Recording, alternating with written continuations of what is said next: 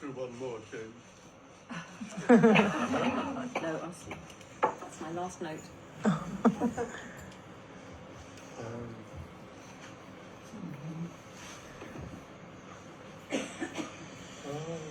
see what I've got.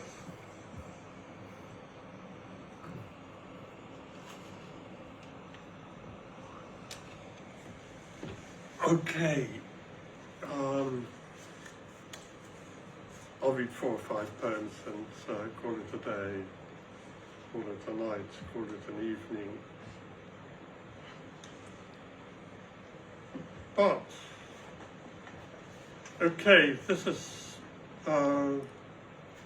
taking leave of my mother. This is death and taxes. Death and taxes. It's as if she died in paperwork. The pension fund to close, some creditors, their final bills, running accounts to be reined in, their gallop stopped. No matter which way you cut it, bureaucracy attends the dead.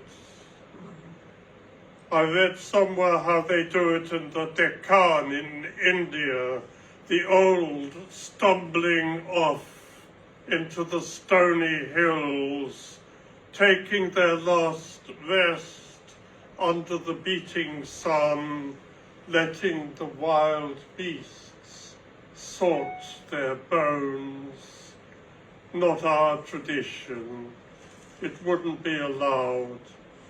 Besides, where in the Chilterns could a dying person hide? So here's my mother on her final day, an oxygen mask, 6 patients in a ward, a screen drawn round her bed. She smiles bleakly to help me feel at ease, fear in her eyes, her final words whispered in my ear, how warm your hand is. And all at once there are documents to sign, lawyers' fees to be paid, while the Inland Revenue pours its requirements like wet cement into the void the loved one leaves behind. And there was a little video made of this, Hardly News, by a friend of ours in Ireland, a poet and dramatist, Neil Donnelly. But the poem's called Hardly News. It's hardly news to anyone with eyes to see that the end of the world is at hand. The signs have long been there, but we still have to eat, even if the food tastes of nothing. So we made ourselves make something, fried potatoes, some salad leaves, no dressing, and a bit of fish. It's provenance unknown.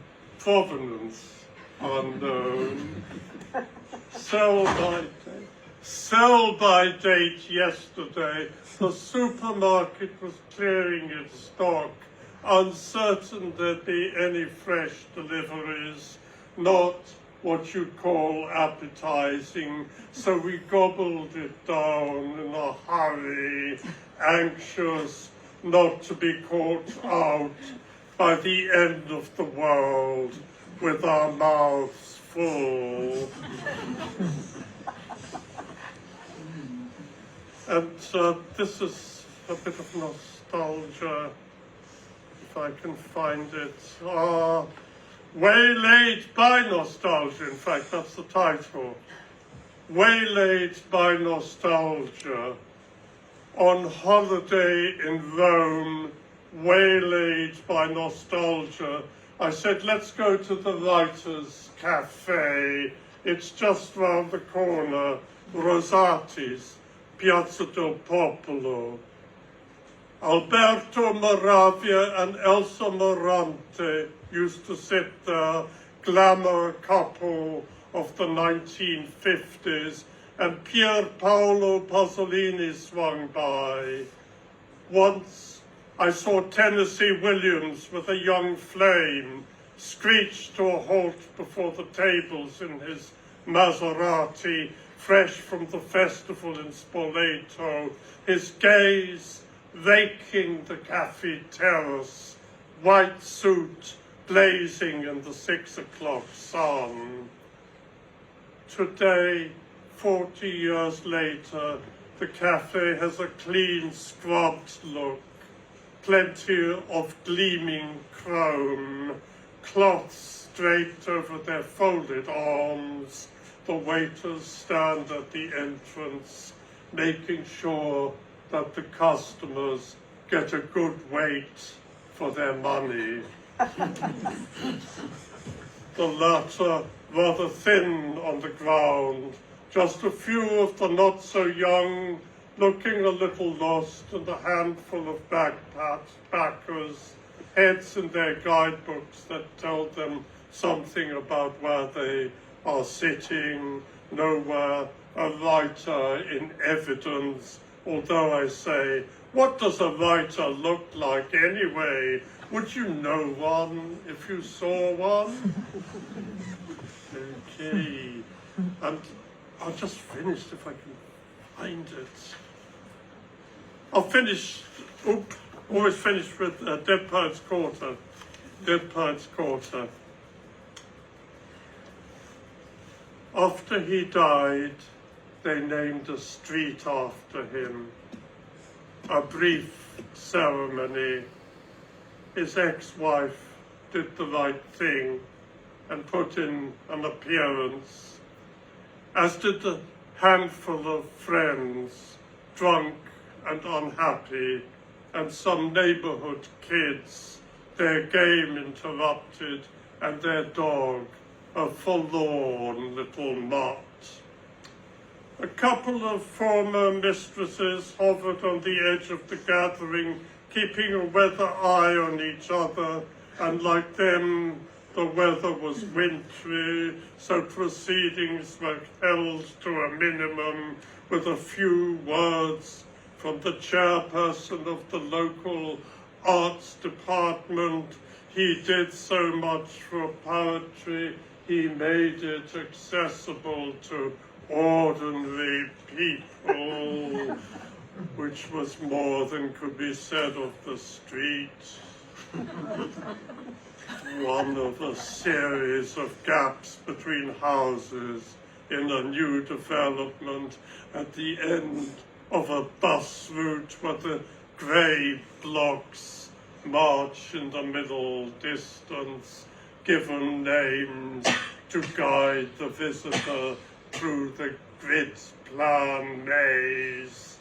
They'd run out of explorers and 19th century statesmen, so they dubbed it the Poets' Quarter. It was the turn of the poets, surprised at so much attention.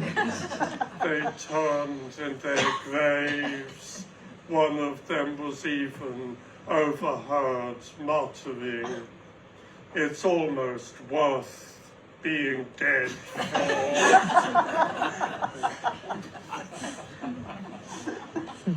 Okay, thank you very much.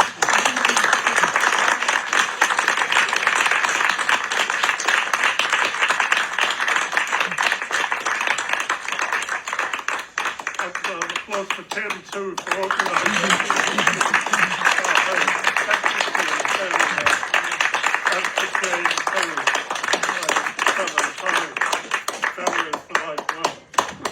Yes, thank you to Jane and to Donald for a lovely evening, and please come back again and come back very soon and come back some more poetry and bring it here.